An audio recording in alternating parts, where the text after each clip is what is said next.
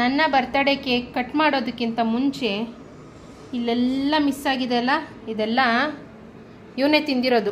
ನೋಡಿ ತಿಂದಿರೋದು ಇದೆಲ್ಲ ಯಾರು ತಿಂದಿರೋದು? ನೀನೇ ತಿಂದಿರೋದು.